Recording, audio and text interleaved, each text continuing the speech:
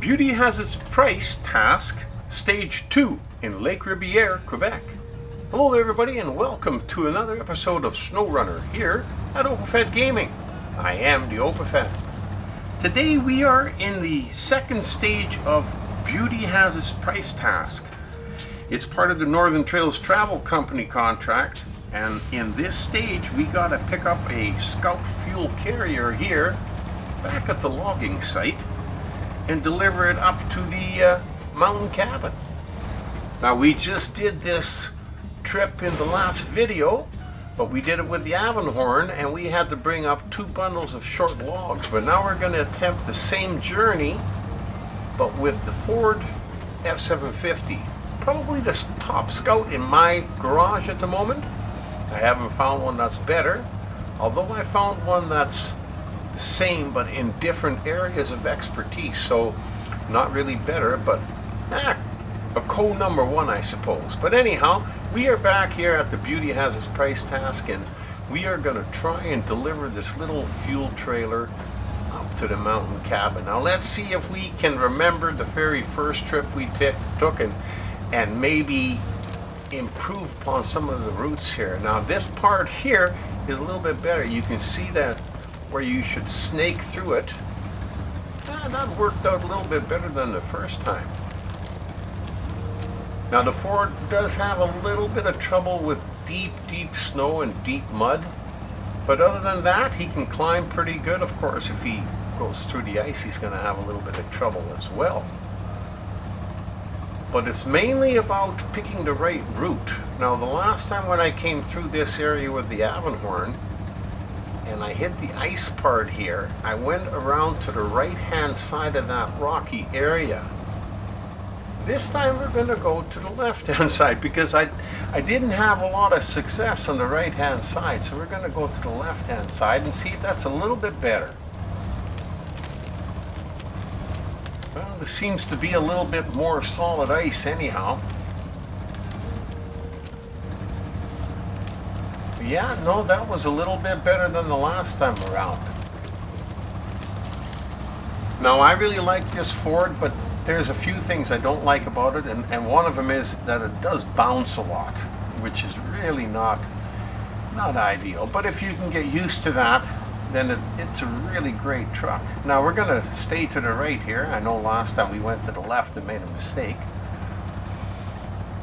But one of the things that the Ford is good at is climbing, especially if there's not a lot of snow around. He seems to climb up rocks pretty good. Of course, you got to get him in the right spot. You know, we seem to be stuck at a spot, and I could have thrown the winch out, but I wanted him to climb up there by itself. He kind of slides over to the left and finally gets it. But we wouldn't have been in any trouble because there's a tree nearby. Anyhow, like I said, deep snow slows him down a little bit, so maybe putting it in the high range of the low gear might be beneficial for us. So we'll see how that goes for a while. Now we're coming over the top of the mountain and we got to get back down to ice level, and then we got to head south for a little bit until we find a place where we can cross the ice to the other landmass that you can see over there. Because right here, obviously, there's a lot of water, and this is not chitty bang bang. We can't be floating across the water with this Ford. So, and when you're coming down this hill, when you're driving a big truck, it's always wise to lower the gear, but with the Ford, it's not really necessary. He doesn't have a lot of weight behind him, and he doesn't get a lot of pull and a lot of push on that. So we seem to do okay in the high range going down. Now we're just going to head south for a little distance until we find a place where we can cross the ice. And it's just up ahead a little ways. And here again you can see it's a little bit muddy, but there's really no other way to go. So you can either just... And I always like to try and let the truck work before I throw the winch out to see if it can actually get through it. But I guess you could just throw the winch out and help it along if you're in a hurry. I guess I'm not in a lot of hurry very often. Boy, I tell you, the Ford, she's a fighter. Doesn't give up easily, though.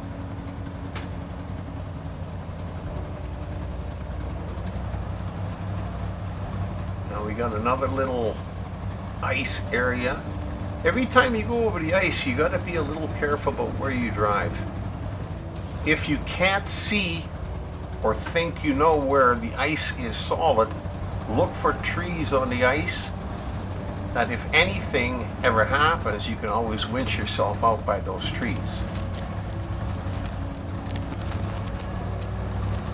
Yeah, we seem to make it across that little piece okay. In this muddy area, as we well know, avoid it at all costs.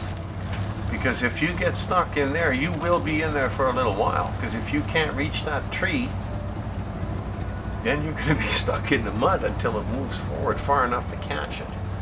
But we don't have to deal with that as we're coming along here. Now, I did discuss in the last video over here, going onto the ice is not the way to do it, and I found a new detour up ahead. You just go a little bit further and hang a right, but I hadn't found it yet by the time I came through here with the Ford, so back over the ice we go. Now, I had a little bit of trouble here, and like some of my other videos, I tried to spare you the horrible part of trying to get out of the hole, but I did finally get out of it. Now, I was just planning to drive on the big shards on the side here until I got all the way around. But this is definitely the last time that I've gone through here, because the other problem with the Ford, when you're driving it over these big shards, you can do it, but you can get damage. Now, we do sustain a little bit up ahead here, and luckily enough it wasn't really bad. It always sounds a lot worse than it really is. Anyhow, you gotta, that's not the route. We're not gonna take that one the next time. But we got through it, so we're going to climb this little ridge here, and on the other side of it we're going to be heading down and crossing the ice, I believe. Now, in Quebec, in certain places, and I haven't found it all over the place, they've got breakaway ice, and I've only seen it in a few places.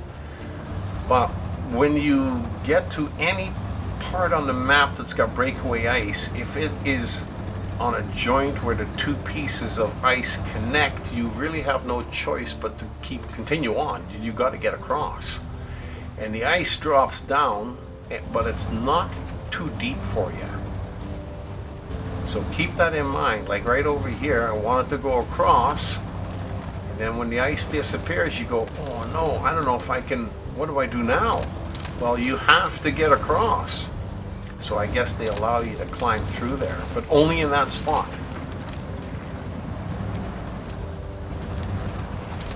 Now, here again too, when you're driving over the ice every once in a while, it always seems like, and I keep saying this, I keep taking a different route. And a lot of times I fall through when I've gone over this ice many times before. But we spare you the crying, and here we go. We got stuck again and pulled it out of there. But I guess as long as you can figure out how to get out of there, and you're not stuck in there for good where you have to detach the trailer and then recover to the garage, if you can find a way to get out of there, then you're okay. Now this particular area here, you come over to this side and you take this same route that I'm taking here, and it's fairly safe, but I'm going really slow too, so as not to incur any damage. And we made it. Awesome. We made it through. And I'd say that's probably the hardest part of the journey for the Ford.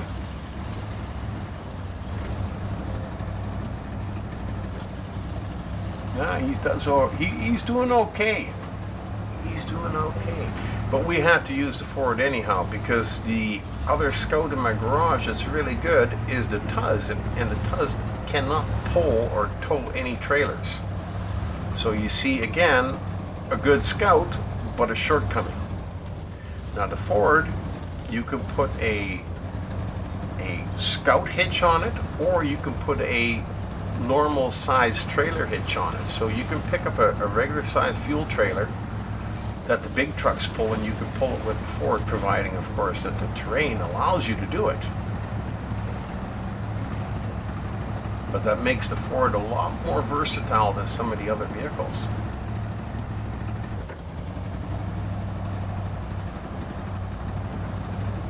Now we're going through a little bit of a muddy area that used to be the control center for all the bridge repair in the area. Just up ahead they have a, I don't know if it's a warehouse area or what they had set up.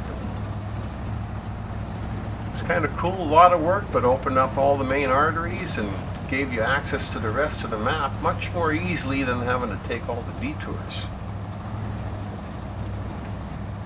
So we're about in the middle of the map in Lake Ribiere, and we've crossed the ice, and we're going to be heading north here shortly.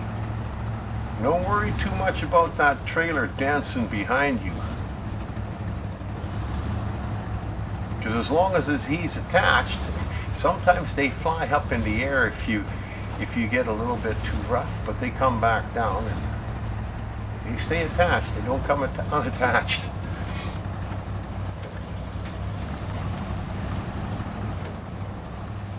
So now we're heading north,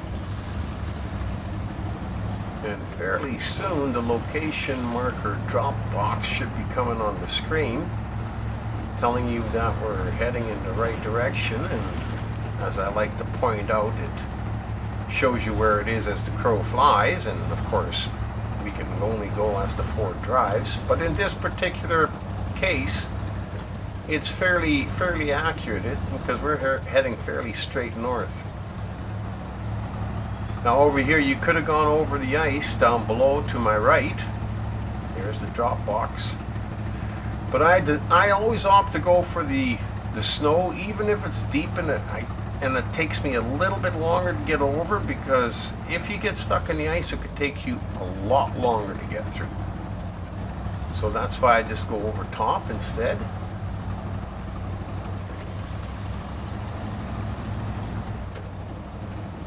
And then over here sometimes you have to head onto the ice. You got no choice. That's just the direction you got to go. And if you're not sure where to drive, stay close to the rocks on the left hand side. And even then, part of the truck, see, it kind of falls into the ice, because it's a little bit soft over there. But it doesn't matter, because up ahead you're going to have to cross the ice to the right hand side anyhow, but hopefully on solid ice.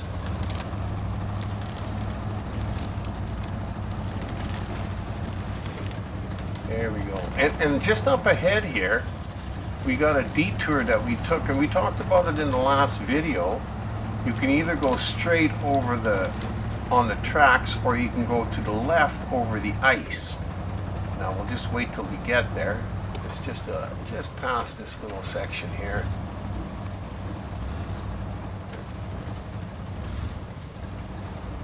Now you can see the tracks going straight. And if you got a big trailer, it might be easier to go that way. Oh, we gotta put a little bit of fuel in the tank. There we go. But you can also go to the left over the ice. Now if you go to the left over the ice, make sure you stay close to the left hand side, because the ice and the rest of it is fairly soft. And I didn't realize until I fell in already. So we head over to the left, but right at the end here I should have stayed even further to the left, because I fall back in again. But there's a tree there, and we can pull ourselves forward with that tree, and that breaks us loose so we can go up the hill. We're still moving, we're still in business. And we go straight up the hill, and when you get to the top, if you take it a little bit wide towards the right hand side, because you got to make a sharp turn to the left.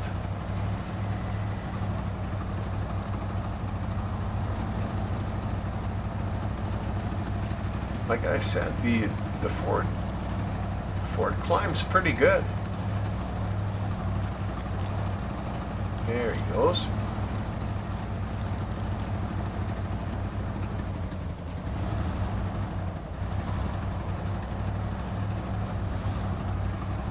And we're almost up at the mountain cabin. The rest is a cakewalk here now.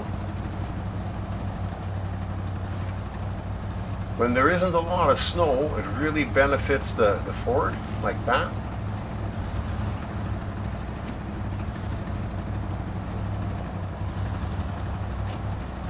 And up ahead here we got the Mercer K520 standing watch over another fuel trailer, but hey, we're pulling our own gas tank behind us. We don't need any more fuel now.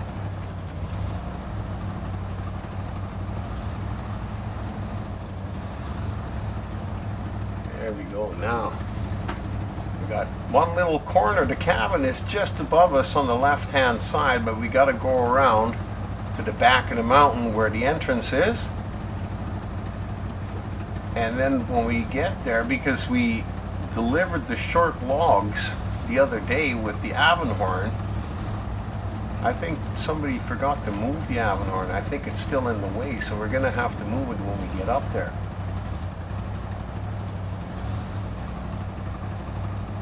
We got one more tiny spot here to go through.